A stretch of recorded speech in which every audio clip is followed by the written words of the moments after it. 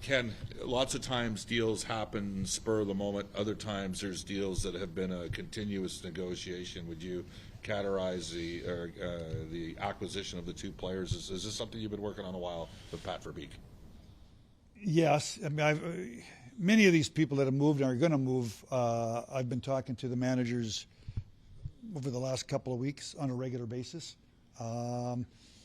Certainly, I talked to Pat almost daily over the last 10 days. We like, what I like about the deal is we're adding two players.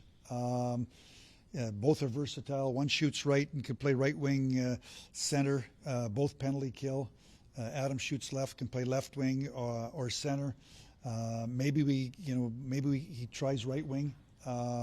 So we think we got some versatility. We got some depth. Both guys kill penalties. Both guys can play center. So felt we got deeper and penalty. The importance of penalty killing come playoff time. The importance of centers come playoff time. The importance of depth come playoff time.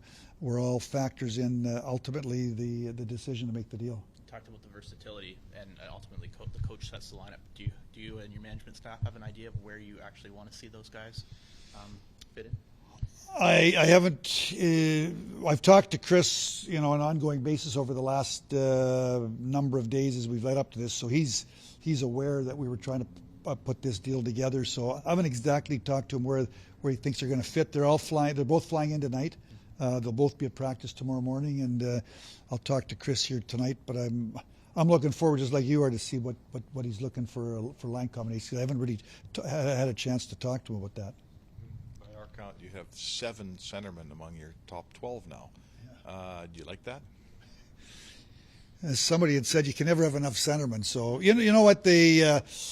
Absolutely. You like the depth down the middle. Like I said, it's 2 more guys that can kill penalties.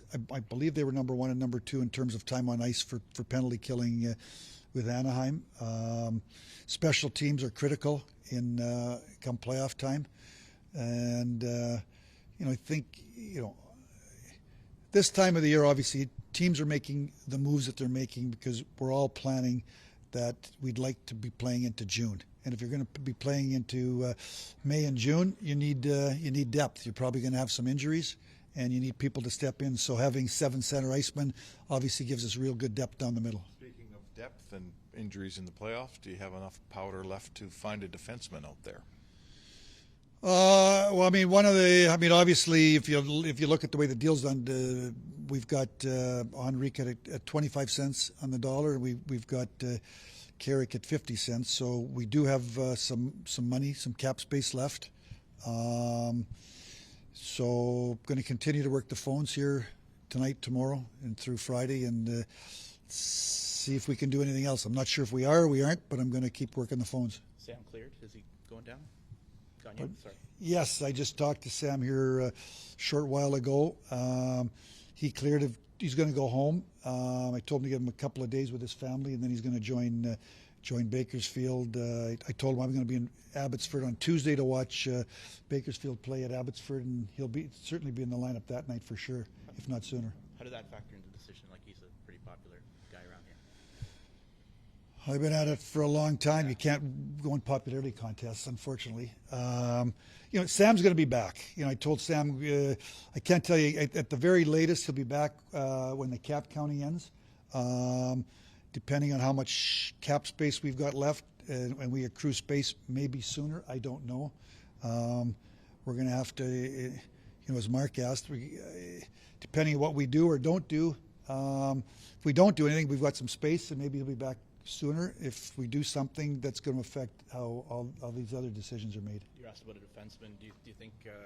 Sorry. Doesn't stop ringing. Do you want to go a little bit bigger on a defenseman, or do you think it's more of a depth guy that you'd be searching for at this point?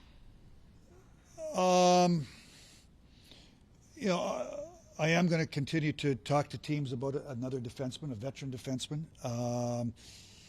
We'll see. I mean, it depends what's available. It depends what the cost is.